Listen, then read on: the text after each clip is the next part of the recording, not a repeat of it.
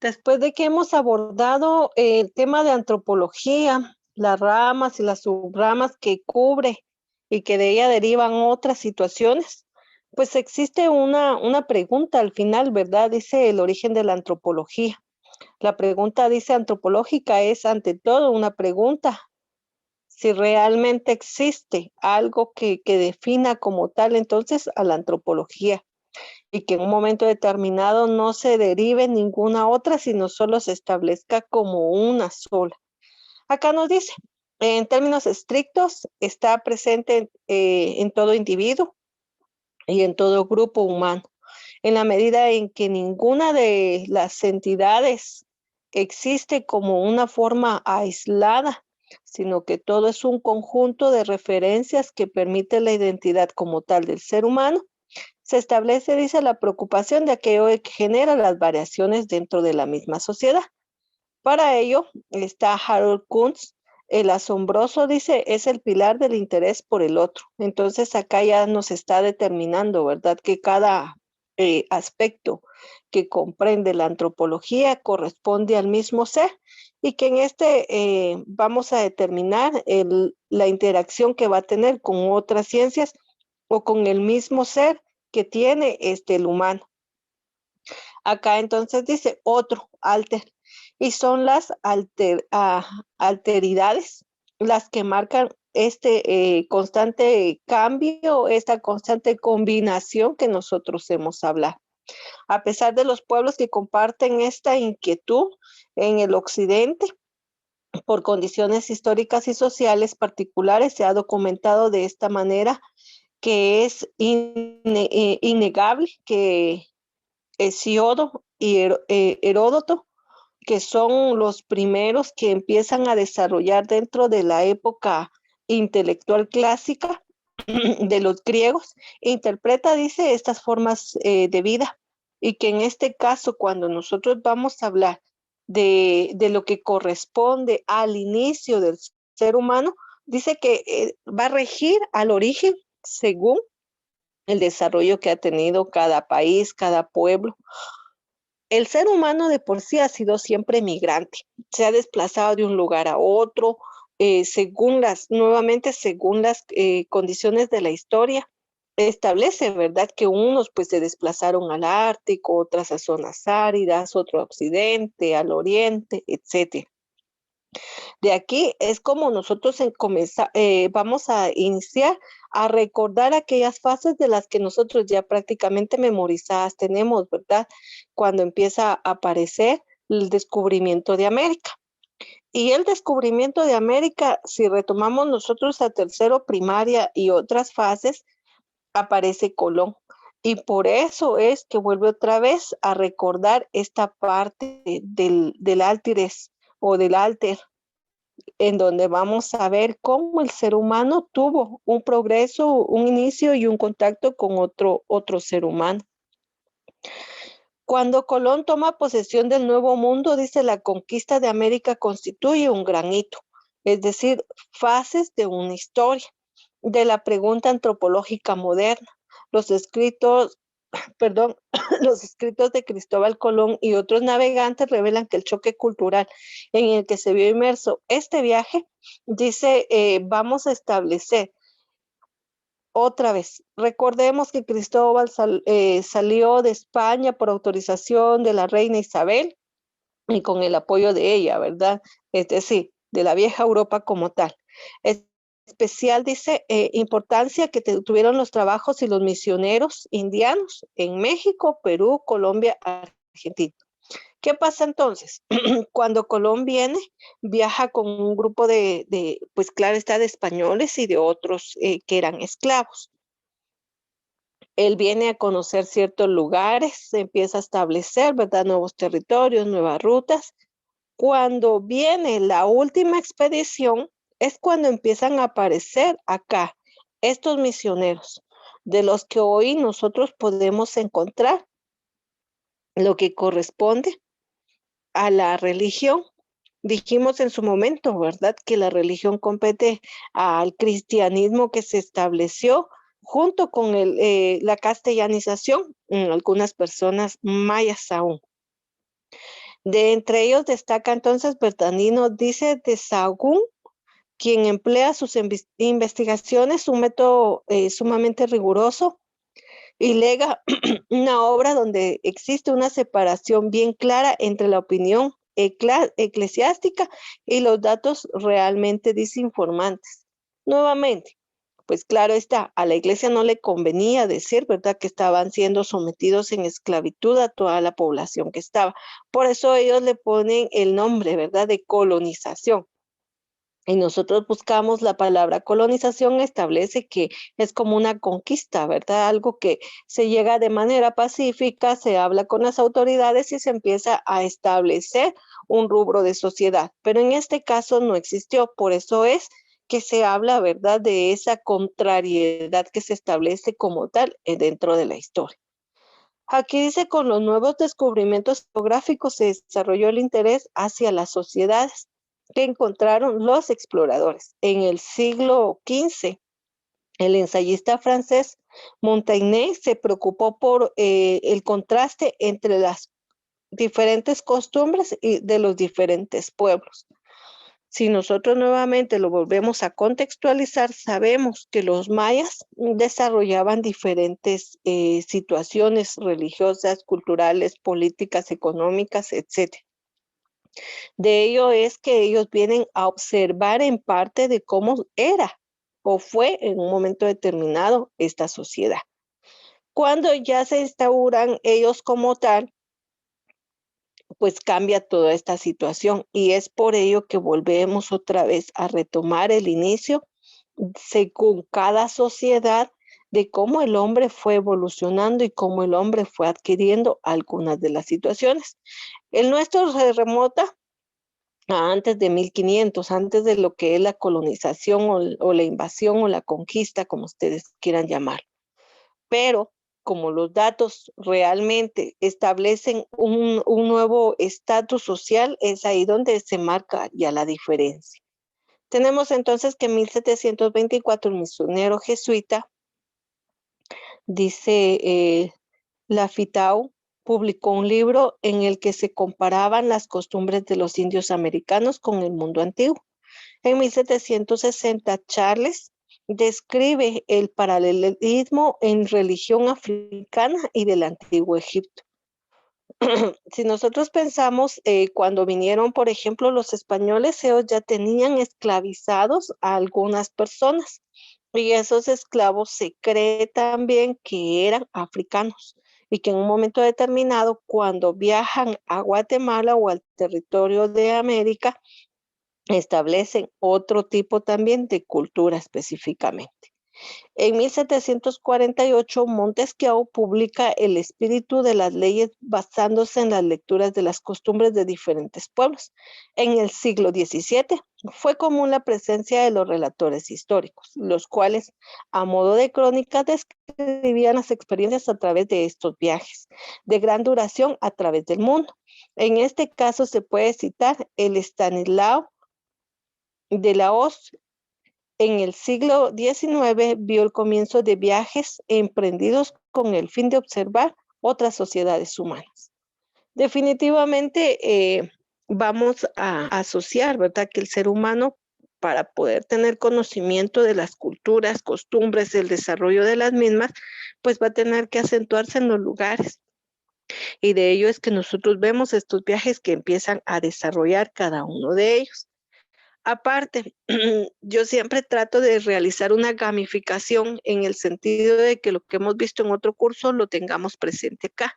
Veamos entonces cómo el ser humano en un momento determinado también tuvo mucho desplazamiento, es decir, se volvió un turista porque fue conociendo lugares y espacios para poder desarrollarse hasta encontrar un asentamiento que le permitiera en un momento determinado, pues obtener los recursos necesarios de su sobrevivencia. Acá entonces dice, en la era moderna, Charles Darwin y sus sucesos históricos como la revolución industrial contribuía al desarrollo de la antropología como una disciplina científica. Entonces ahí estamos dando inicio de cómo se concibe a la antropología desde la forma de concebir al ser humano según el origen al cual pertenece. Ahora vamos a avanzar y vamos a hablar de una antropología moderna. Vean desde cómo vimos al hombre hasta llegar a una fase de la sociedad avanzada. Con la revolución industrial, pues se vuelve a instaurar otra situación. Entonces acá ya como que el ser humano está avanzando, ¿verdad? Entonces ya no seguimos en la época clásica, en la época antigua, ¿verdad? Sino ya vamos avanzando. De ello entonces se establece como la fase de lo moderno y ahí se vuelve otra vez a aparecer la antropología moderna. Dice, para el establecimiento de una ciencia que incorporarse a las teorías filosóficas y los programas generales ya elaborados serían necesarios ciertos avances metodológicos que no tuvieron lugar hasta finales del siglo XVIII y a comienzos del siglo XIX. Vean, no estamos muy lejanos de esas fases, ¿verdad? En esta época se producían las primeras clasificaciones raciales sistemáticas. Aquí dice como Linneo, Blumenbach. Durante el mismo periodo surgió la lingüística moderna, denominada antes, dice, en el siglo XIX, por la idea que los idiomas podían clasificarse en familias y los que pertenecían a una misma familia eran ramas de un tronco común más antiguo. Ello dio lugar al desarrollo de métodos comparativos sistemáticos con el fin de poder reconstruir un idioma ancestral. Si nosotros vamos a contextualizar esta fase, sabemos que antiguamente pues, los mayas establecían su propio idioma. Con la venida de los españoles se empieza a desarrollar el castellano hasta hoy en día. De esta fase nosotros podemos obtener que ubicado en Guatemala, hace algunos años se hace una remodelación del currículum nacional base sobre la educación como tal, en donde se establece que las personas o los niños, los jóvenes tienen que recibir clases en su idioma materno. Es decir, todos tenemos un idioma materno según la región en la cual nos encontramos ubicados. Y de ello es que nosotros podemos entender esta misma situación de la cual estamos hablando. En esta fase, pues ahí es donde entra la lingüística, que la moderna, que empieza a buscar aquellos idiomas que se hablaron como en un auge para poderlos seguir fortaleciendo. De nosotros podemos decir que en Guatemala se establece dentro del sistema educativo la nueva fase de poder seguir o continuar con el aprender los idiomas mayas. Dice entonces, aquí se aprecia a Boas posando como la danza caníbal de los indígenas de Calculut durante la exhibición del Nacional Museo de Historia Natural en 1895. La regularidad de las correspondencias fonéticas en un idioma emparentados fue presentada primero por Rax entre los años de 1787 y 1832. Fue divulgada por Grimm en 1785 y 1863, a comienzos del siglo XIX, y estas contribuyeron a consolidar la idea general de la existencia de regularidades de cambio cultural en el humano como tal. Otra vez, ¿se recuerdan que vimos en la clase anterior fotografías de los cambios de los homínidos hasta el Homo sapiens sapiens?